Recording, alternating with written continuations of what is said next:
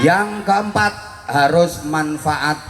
Sekecil apapun asal manfaat mari kita lakukan. Dan untuk manfaat nggak harus jadi tokoh, untuk manfaat nggak harus jadi orang besar, nggak harus kaya dulu. Dikira yang hidupnya manfaat itu hanya tokoh-tokoh, hanya orang-orang kaya, hanya orang-orang besar, hanya pejabat-pejabat yang bisa manfaat. Sedangkan yang rakyat jelalatan yang doprok-doprok nggak begitu punya duit itu terus nggak bisa manfaat gitu. Salah. Banyak orang yang dianggap kecil tapi manfaatnya jauh lebih besar daripada orang yang selama ini dianggap sebagai orang besar. Banyak orang yang katanya orang besar tapi hidupnya nggak ada manfaat. Maaf. Woi, dikira kalau orang kecil nggak bisa manfaat, yang bisa manfaat hanya orang besar. Coba misalnya Kabupaten Cirebon mendapatkan berbagai penghargaan tingkat nasional karena prestasinya hebat untuk Kabupaten Cirebon. Terima atau tepuk tangan untuk Cirebon. Ayo, ini apa karena hanya jasanya seorang bupati? Enggak. Misalnya dapat piala Adipura Kencana karena kotanya bersih dari sampah, kotanya tertata rapi dan indah. Apakah yang memunguti sampah-sampah itu bupati? Tidak. God, nggak melober-lober, nggak banjir. Apakah yang nyogroi got-got mampet itu bupati? Tidak. Itu ya Kardiman, Solikin, Murtaji, ya Romelah, ya Yuni, Sundari, Ratemi, Suminah. Itu jasanya orang-orang kecil itu loh. Tapi nanti kalau dapat penghargaan yang menerima piala bupati.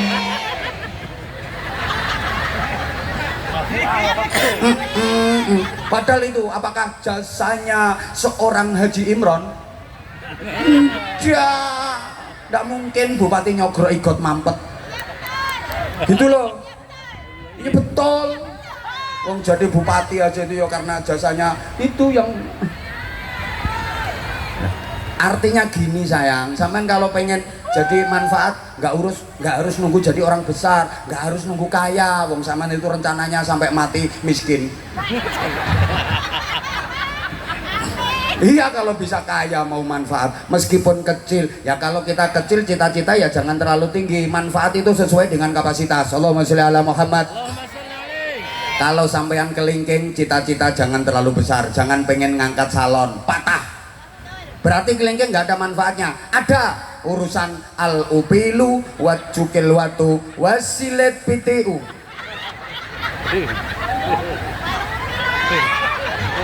Hidung ada upilnya. Nah ini kelingking yang main, jangan jempol.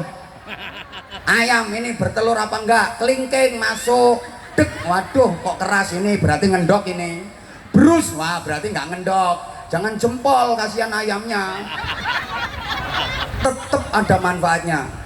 Habis ini nanti, habis acara ini nanti, ya Allah sampah berserakan, pungut, masukkan ke tong sampah, masukkan ke tempat sampah. Itu manfaat, bahkan mungkin itu pahalanya jauh lebih besar daripada yang wiridan muter tasbih sambil duduk bersila gedek-gedek war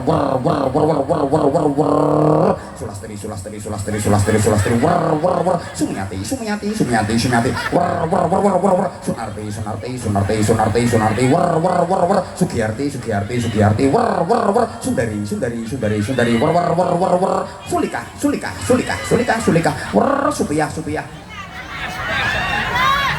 Nah, palke rondo sak Kabupaten Cirebon bisa jadi pahalanya lebih besar yang memunguti sampah itu loh. Paham? Coba nanti habis pengajian ini masih ada sampah keleleran apa enggak? Duh. Itu kelihatannya remeh tapi pahalanya besar. Lagi jalan, tengah jalan ada paku, ada pecahan kaca. Wah ini kalau ada yang lewat bahaya ini. Singkirkan. Itu manfaat. Masuk masjid udah nggak ada jamaah, udah nggak ada orang. Ini AC masih nyala. Wah ini pemborosan ini. Matiin. Tek. Ini manfaat. Ke kolam wudhu, kolahnya udah penuh, air kerannya masih grojok. Matiin. Set. Ini manfaat. Masuk toilet ada peninggalan orang lain, mundung-mundung tambahi,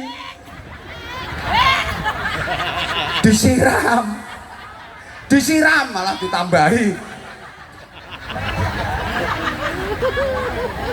Dan nanti kalau dipakai orang lain biar nyaman, lo itu manfaat meskipun kecil. Udah lain kali tak sampaikan gimana khairun nas yang anfa'uhum linnas, untuk jadi manfaat seperti apa. Nanti kapan-kapan kalau diundang khusus oleh Bupati.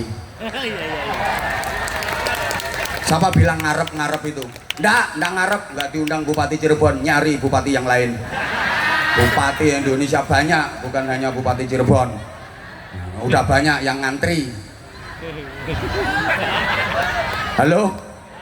Halo? Izin Bapak. Apa habis ini beliau pasti menghubungi ketua DKM. Kan yang bertanggung jawab beliau.